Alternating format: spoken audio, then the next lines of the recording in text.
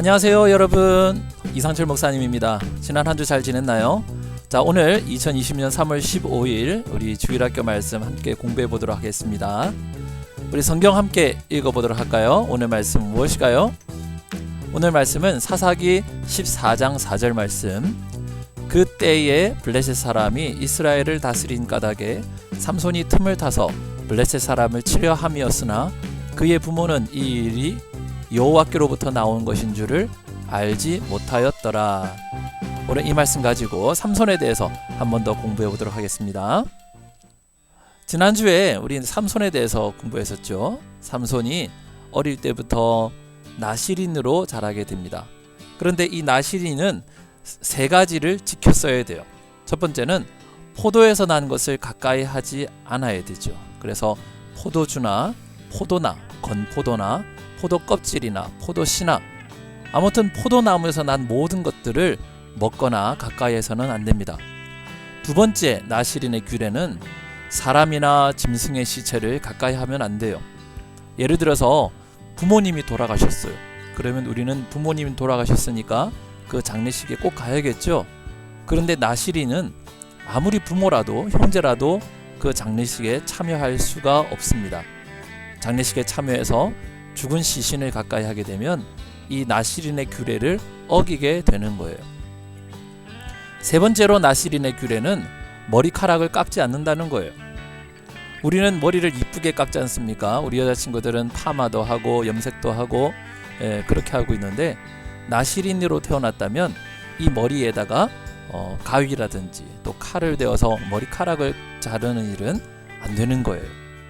자, 이렇게 삼손이 태어났는데 이 삼손이 이제 어느덧 청년이 되었답니다.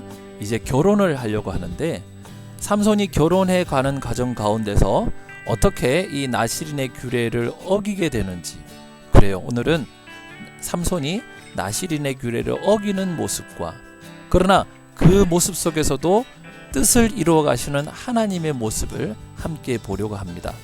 자, 우리 함께 이야기를 들어볼까요? 당시의 블레셋 사람들은 이스라엘을 다스리고 있었어요. 그래서 이스라엘은 아주 괴로움을 당하고 있었고 하나님께서는 마음속에 계획하시기를 저 블레셋을 이스라엘에서 물리쳐야겠다라고 생각하시고 계획하셨어요. 그래서 삼손을 사용하기로 작정하셨죠. 어느 날 삼손이 딥나성으로 내려갔다가 어떤 블레셋 아가씨를 보게 되었어요. 그런데 한눈에 뿅 한눈에 반하고 말았죠. 삼손은 집으로 빨리 돌아와서 그 부모님에게 어머니, 아버지, 저는 오늘 딥나에서 본 그 블레셋 여인과 결혼하고 싶어요. 그런데 부모님은 그 말에 대해서 반대하셨습니다. 왜냐하면 하나님 나라의 이스라엘 백성은 절대로 다른 이방 사람들과는 결혼하는 것이 금지되어져 있었어요. 이스라엘 나라 백성이 다른 나라 백성과 결혼한다는 것은 곧 하나님을 버린다는 것과 같은 뜻이었기 때문입니다. 그래서 엄마 아빠는 안 돼, 그런 일은 있을 수가 없어 라고 말했죠. 이스라엘에도 너와 결혼할 여자가 얼마든지 있단다. 그런데 왜 하필 블레셋 여자와 결혼하겠느냐? 그들은 할례받지도 않은 이방인들이란다. 삼손은 뭐라고 합니까? 몰라, 그 여자 데려다 주세요. 난 꼭 그 여자와 결혼할 거예요. 삼손은 자기 어머니 아버지를 블레셋 처녀의 집 딥나로 데리고 갔어요. 알았어, 네 고집이 그러니 한번 가보자. 그들이 딥나 가까운 포도밭을 지날 때였어요. 여러분, 포도밭을 지나고 있을 때 이게 무슨 소리일까요? 갑자기 웬 어린 사자가 어르렁거리며 삼손에게 다가왔어요. 어린 사자라고 말하지만 숫사자, 아주 젊은 사자를 뜻하는 겁니다. 그런데 삼손의 눈에는 사자가 고양이처럼 보이는 거예요. 아니, 웬 고양이가? 사자가 하고 덤벼드니까 삼손은 이했다 하고 업어치기를 해버렸어요. 그리고 삼손은 마치 염소 새끼를 찢어 죽이는 것처럼 맨손으로 사자 입을 찢어서 죽여버렸어요. 하지만 사자를 죽인 일에 대해서 엄마 아빠한테는 말하지 않았답니다. 왜 그렇게 했어요? 아까 나시린의 규례 기억하십니까? 아마 거기에 문제가 있었어요. 아니 무슨 일이 있었던 거니? 아니에요. 귀여운 고양이 한 마리가 있었어요. 블레셋 여자를 만난 삼손은 그 여자를 더 좋아하게 됐어요. 태양처럼 빛나고 보름달처럼 고운 내 여자요. 아유 참 그렇게 사랑에 빠지게 되었답니다. 얼마 후 삼손은 그녀와 결혼하기 위해서 다시 딥나로 가게 됩니다. 그런데 저기에 뭐가 보이는 거예요. 전에 나한테 까불다가 죽었던 고양이가 아니죠. 젊은 사자, 그 사자 시체가 길 옆에 있었던 거예요. 그런데 그 중동 지방에서는 원체 덥고 건조하기 때문에 여기 시체가 썩는 게 아니라 그대로 말라 죽어 있었어요. 그리고 그 속에 시체 속에는 벌들이 찾아와서 어느덧 벌집을 지었답니다. 사자 몸속에다가 벌집을 지어서 벌들이 웽 하고 날아다니는 것을 삼손이 보았어요. 이야 이게 웬 꿀이야? 삼손은 손으로 꿀을 긁어 모아 거르면서 그것을 먹었어요. 야 정말 맛있구나. 그리고 엄마 아빠한테 갖다 드렸죠. 어머니 이것 좀 드셔보세요. 아니 이게 웬 벌집이야? 삼손은 죽은 사자에게서 나타난 꿀이라고 말하지 못했어요. 왜 그럴까요? 맞아요. 나시린의 규례 때문이죠. 삼손은 저쪽에 벌집이 하나 있어서 제가 벌을 따왔답니다 하고 그 벌꿀을 먹게 됩니다. 자 오늘 이야기는 여기까지인데 여기 이 이야기를 들으면서 여러분 발견했나요? 삼손이 나시린의 규례를 어기고 이스라엘 백성의 규례를 어긴 일이 있었어요.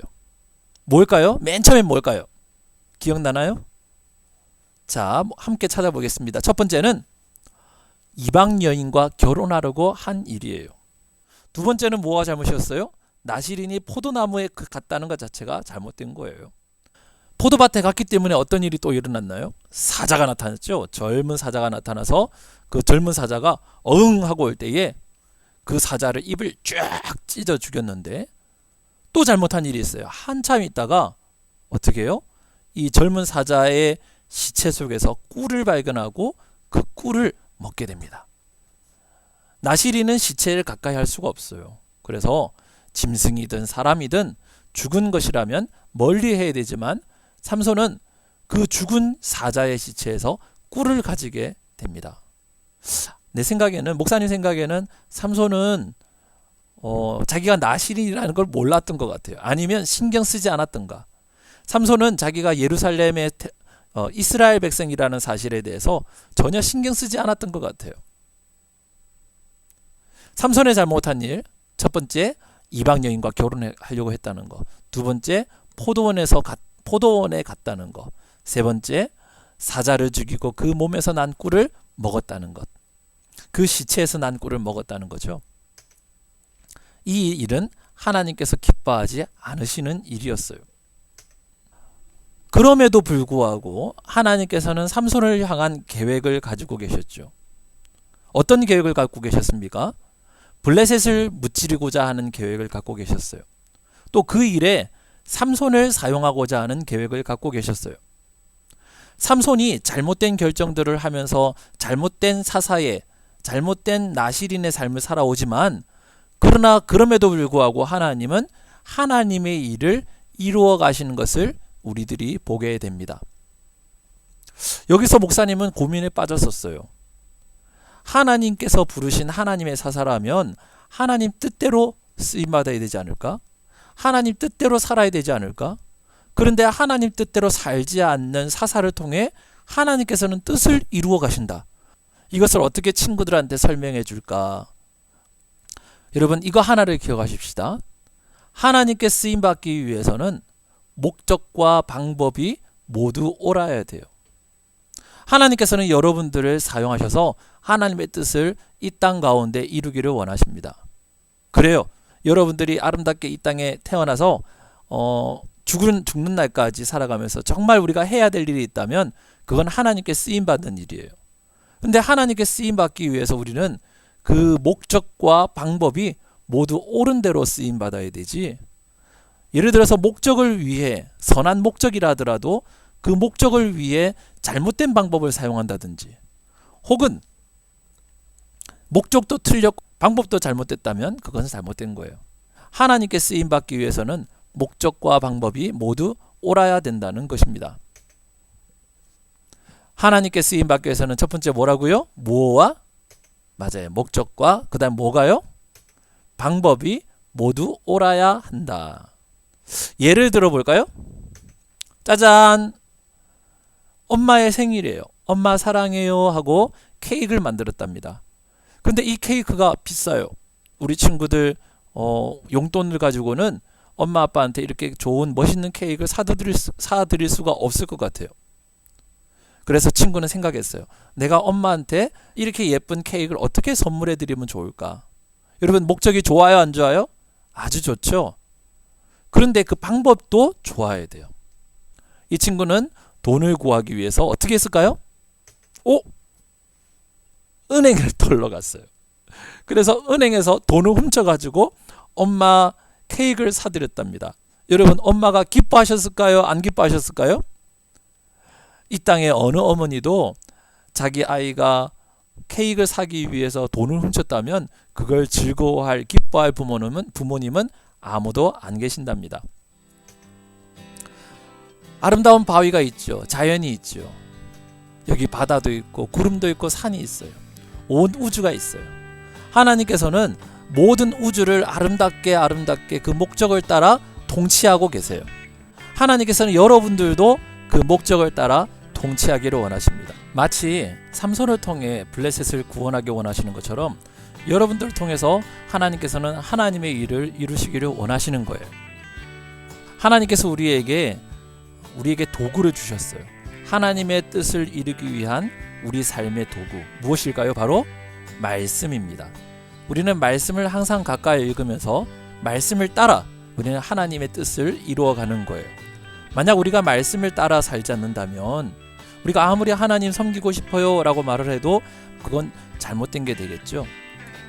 하나님 뜻을 이루고자 하는 그 선한 목적과 또 그 방법, 곧 말씀이라는 것이 이 두 가지가 하나로 합해져야만 하나님께서 기뻐하시는 삶을 살아갈 수가 있는 거예요. 여러분들에게 이 삼손을 어떻게 가르칠까 고민이 돼요. 왜냐하면 삼손이 살아온 삶을 볼 때에 썩 잘하는 삶이 아니기 때문입니다. 처음 시작부터 끝날 때까지 삼손은 자기 마음대로 하고 싶어 하는 것 같아요. 그러나 그럼에도 불구하고 하나님께서는 하나님의 일을 그 삼손을 통해 이루어 가시는 모습을 우리가 볼 수 있습니다. 이 이야기는 다음 주에 계속 드리도록 하고요. 여러분, 오늘 배운 거 우리 한 가지만 기억하십시다. 하나님을 위한 삶을 살아가기 위한 선한 목적은 선한 방법을 따라 이루어져야 되는데, 그 선한 방법이라는 것은 바로 말씀을 따라 사는 것이에요. 바로 순종이죠. 여러분, 순종이 제사보다 낫다 하는 말씀이 있어요. 여러분과 제가 하나님 말씀을 따라 순종하면서 하나님의 뜻을 잘 이루어들어서 하나님께 기쁨이 되는, 하나님을 기쁘시게 하는 우리 친구들이 되기를 간절히 바랍니다. 여러분, 오늘 말씀도 잘 들었나요? 오늘 말씀 들었으면 우리 담임 선생님께 선생님 오늘 저 말씀 잘 들었어요 라고 카톡 보내시고, 말씀 쓰기 있어요. 우리 오늘 말씀 성경 구절 쓰기 제가 사진 파일을 여러분들께 보내드릴 테니까 그 사진 파일에 있는 말씀을 적어서 선생님께 보내주시면 선생님께서는 출석 체크를 해주실 거예요. 빨리 이 코로나가 끝났으면 좋겠네요. 여러분과 제가 만나서 다시 우리 게임도 하고 율동도 하고 신나게 우리 예배 드릴 수 있는 날이 빨리 왔으면 좋겠습니다. 여러분, 그때까지 집에서 건강하게 잘 지내다가 우리 빨리 곧 만나요. 우리 다음 주에도 뵙겠습니다. 안녕.